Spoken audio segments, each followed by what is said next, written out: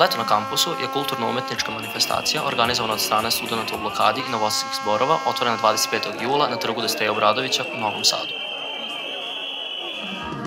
Tokom prve nedelje leta na kampusu smo mogli videti muzičke nastupe u petak i subotu, tribinu Pravo na grad u subotu i izložbu Transparenti govore i bioskop Slobode u nedelju.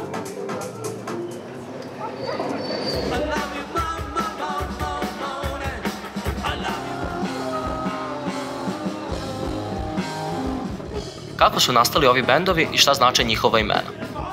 Bend je nastao 2021. godine na jesen i tad smo krenuli da pravimo našu muziku. Bend je prvo osetio tu neku vezu između nas u smislu kreativnog rada i onoga kako najbolje funkcionišemo kad pravimo svoje stvari.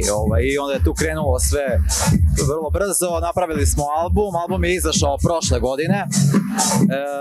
Sve kruži se zove album. Nastao je zapravo na, ja mislim, jedan jako simpatičan način. David i ja smo se upoznali na reprizi Nove godine pre 2 godine, da, jeste 2 godine. Neću da kažem da smo bili trezni. I u roku od 2 sata našeg poznanstva on je mene pitao da li hoćeš da uđeš u bend. Ja nisam znao koji je to žanr uopšte muzike, nego mi se ovako svidao kao lik, pa sam bio kao da, hoću. Šarao sam malo jer je došao i stari kolega, pa smo malo izmućkali, što kaže, radili smo muziku, neki haus, ajmo da kažemo, je pravac bio, i radili smo prethodnih 20 godina, neke hitove smo izvrteli, neke manje, neke više poznate, uglavnom neobičajan set večerašnji, kažem, mešali smo, a inače radim totalno drugi koncept što se tiče muzike sad trenutno. Iza njega leži jedna igra rečima, znači Cruise Road je kao ime i prezime, mi smo to tako zamislili, znači kad pitaju nas šta to znači, to je ime i prezime nekog lika koji možda živi negde na moru i kao moreplovac je, eto, tako ga mi zamišljamo. Prvenstveno je to trebalo da bude moshpit u smislu kao šutka, pošto smo na početku svirali trash metal. I onda ljudi, pošto su znali da ja volim da igram one igre reči, da odvajam i sve to, on kao, moshpit. Ja rekao, ne, nije moshpit, nego moshpit. I tako par ljudi je, tako bukvalno drugi ljudi su krstili ovaj band.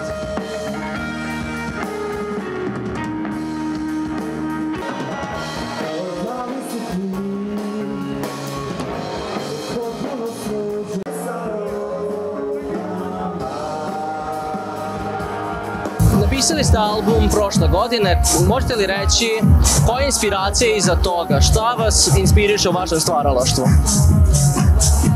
Inspirišu nas neka unutrašnja razmatranja, svaki čovek sa sobom ima neke teme koje su od uvek večne, koje su nekako najvažnije i ne znam, ja mislim da se mi bavimo dosta glavom, ljudskom glavom i razmišljanjem čoveka u savremenom dobu, ali nekako je bezvremenski sve to.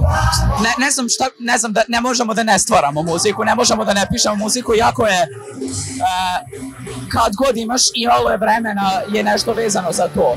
Da li je vezano za band, da li je vezano kao za naše vizualni izgled ili naš neki kao audio, to je baš kao muzika, ali to je ta potreba. Što se tiče inspiracije, jednostavno sve ono što nas okružuje.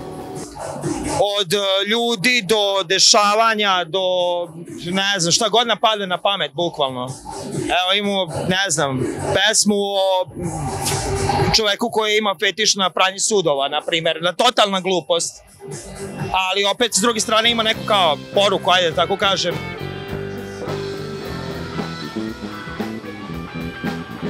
Vidjeli smo da ste večeras na koncertu imali neke kostime.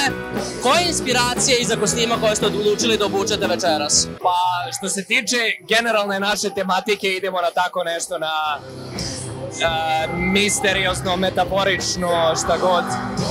Tako da smo hteli to i da ispratimo u kostimima. Mislim, konkretno što se tiče dizajna, inspirisan je tipa Dinom, Gospodarima prstenova i tako to slično. Inače, pravila je Minja Davidović, velika hvala Minji Davidović. nas pretežno inspiriše taj doživljaj na bini i generalno šta mi osetimo, konekcija sa publikom i generalno naše predstavljanje te muzike publici, gde publika na neki način shvata šta mi njima hoćemo da kažemo, da li su to neki problemi u društvu, da li su to neke šale, da li su to neki satirični tekstovi i uglavnom su ljudi to pozitivno prihvatili, tako da to je naš neki pogled na našu muziku koju pravimo. Muzika koju sviramo, mislim da je muzika koju mogu da slušaju uglavnom svi. Mislim da ne postoji vreme za našu muziku. Naša muzika, barem meni, deluje bezvremenski, zato što su to teme koje prate svako doba.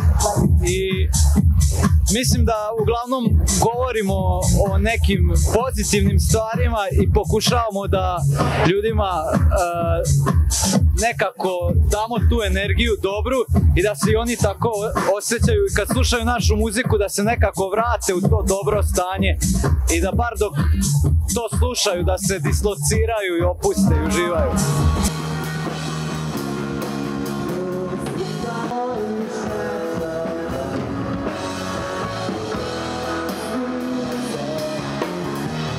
Kakvu atmosferu izvođači žele da podele sa svojom publikom? Pa naš najbitniji razlog zašto smo došli ovde jeste da istinski podržimo ovo što se dešava trenutno kod nas i to što studenti rade za ceo narod ove države u proteklih, sad će ajde uskoro godinu dana i više od toga, ali jednostavno samo da ljudi osete da smo i mi tu. Koliko god da li mi bili bitni ili ne, na cenoj sceni muzičkoj ili uopšteno u ljudima, samo ljudi moraju da znaju da smo i mi tu za njih. Ime Cruise Road je onako dosta zvučno, ima i neke asocijacije već sa sobom budi, mi volimo tu neku chill atmosferu, znači kad napravimo da je svima prijatno i lepo i da se super osjećaju. Bitna je ta neka emocija koju ja prenosim kroz muziku na publiku i bitan je taj kontakt koji ostvarujem naravno svojim setovima i bitno je da niko ne ostane, što kaže, ravnodušan, da svi ovde u kući zadovoljni i umorni od džuskanja. Glavna poenta benda je da imamo neku, kako se zove, neku atmosferu koja ostavlja utisak ljudima, da to ne bude samo muzika, nego kao, pošto imamo i kostime, i muziku i neku priču iz samih reči koju samo David i Sale mogu zapravo da razumeju jer oni pišu tekstove, jel te? Ali želimo da ostavimo nekome celu umetnost, ceo događaj.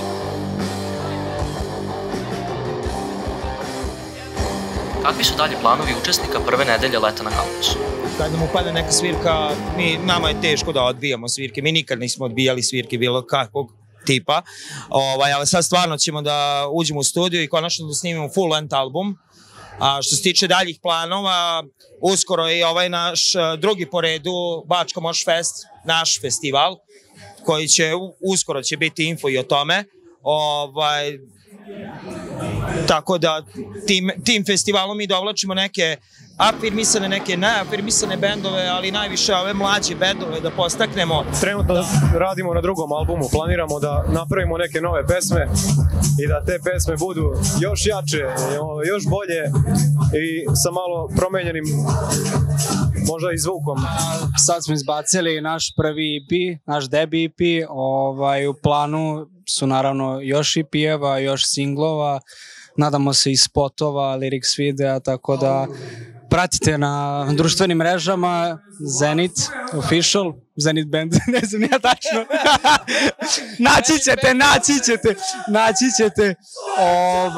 Nadamo se da će vam svijeti naša nova muzika i uživajte. Leto na kampusu ne predstavlja samo kulturni festival, već i novi oblik borbe koja traje već 9 meseci. Kampus u okviru ovog događaja predstavlja slobodnu zonu gde bilo ko može doći da neometano i bez straha iznese svoje mišljenje. Pitali smo učesnike šta leto na kampusu predstavlja za njih. Kako si doneo odluku da se odazoveš na poziv za učešće na leto na kampusu? Pa nije to odluka, ja sam deo cele ove priče. Ja sam od prvog dana u studente naravno i podržavam ovu vašu borbu i bit ću tu dokle god ovo bude trajalo, tako da svi smo ovde sa istim ciljima, to je bolje društvo, zdravije i bolja država, jel? Koju ćemo sutra da živimo i koju ćemo da ostavimo sutra našoj deci. Zato što mislimo da ovo što studenti rade je prava stvar i treba da se borimo za slobodu svi zajedno, tako da uvek poziv na borbu za slobodu, mislim, to je nekako nešto što je nama prirodno da budemo na ovakvim događajima i mislim da treba da ih ima mnogo više. Smatram da je značajan iz tog razloga prvo da se ljudi kulturno i umetnički uzdižu, druga stvar je da se skupimo svi na jednom mestu i da se razmene ideje, informacije, iskustva i da se nešto dešava tokom ovog leta. Ja se sećam i vremena kada smo urušili Miloševića, sećam se kako je bilo i pre toga, sećam se, sad vidim gomilu paralela i zbog takvih stvari koje jednostavno se ponavljaju, koje ne smemo više, moramo da naučimo šta se dešavalo i na koji način mi to da sprečimo i ovo je u suštini jedan jako drugačiji pokret od prošlog puta, koji je možda po mom mišljenju daleko efikasniji i daleko plodonosniji, ajde da kažem na taj način. Danas su bila 3 različite apsolutno žanra muzike i još uvek su svi uživali, barem koliko sam ja mogao da vidim i to mi je jako drago. I tako mislim da će biti do kraja ovog festivala. Danas je sa nama i Una sa Akademije umetnosti koja je deo tima koji je organizovao Bioskop Slobode. Možete za početak da nam predstaviš šta je to Bioskop Slobode? Bioskop Slobode, između ostalih aktivnosti ovde na kampusu, nije osmišljen samo kao jedan mesto za pasivno gledanje, već i za diskusiju, razmenu mišljenja i Bioskop Slobode je mesto gde će se puštati filmovi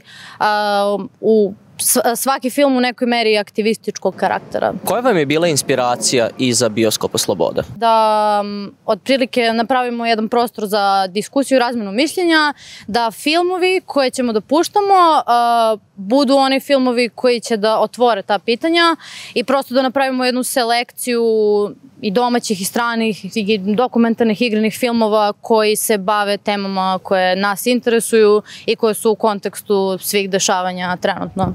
S nama su danas i Anđela i Nemanja koji su učestvovali u organizaciji Leta na kampusu. I oni će malo više moći da nam kažu o tome šta je to i šta se sve događa iza kulisa. Zdravo, možete li za početak da nam kažete šta je to Leto na kampusu? Leto na kampusu predstavlja novi vid borbe.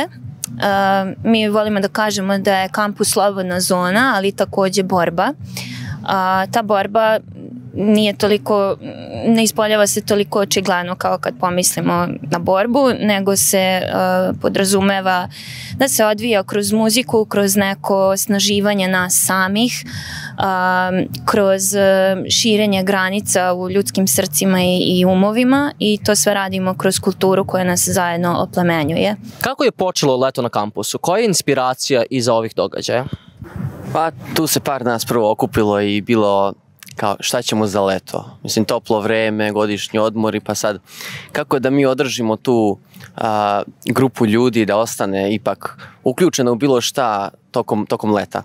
Tako da smo negdje došli na ideju da napravimo niz događaja koji će biti na kampusu u Novom Sadu, jer smo i mi, a i građani su vidjeli da je naš kampus u Novom Sadu vrlo specifičan, ne samo u Srbiji nego i šire, da imamo na jednom mjestu sve fakultete, tako da smo odlučili da slobodna zona počne baš odavde od kampusa. Planovi su da ovo traje, vidjet ćemo dokad, da organizujemo, tako je što smo već rekli, niz muzičkih događaja, tribina, radionica, galerija, danas je svečano otvorena galerija, odnosno izložba transparenata koji su korišćeni tokom ovih mjeseci blokade, tako da sadržaj se stalno menja, dodaju se novi, tako da za sada nemamo tačnu viziju kako će se to dalje razvijati. Ono što je važno jeste da ideja ne manjka, da imamo puno materijala, puno opcija, sad je važno samo odabrati koje su najbolje i koje najbolje prenose zapravo ono što mi osjećamo, za što se zalažemo.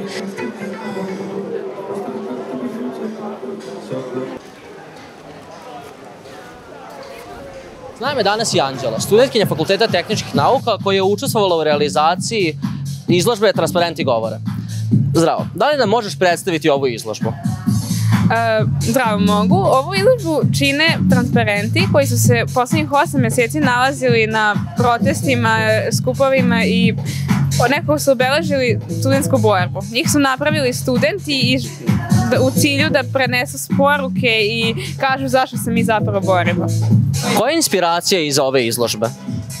Želeli smo da ovi transparenti budu ponovo viđeni i da nas podsjete na naše zajedništvo i ono sve što smo prošli i ono što tek dolazi jer naša borba i dalje nije gotova i ovime zapravo podsjećamo na to i pozivamo na nastavak te borbe. Smisle drugi mehanizam pa su smislili online. Onog trenutka kada počne da smrdi, tog trenutka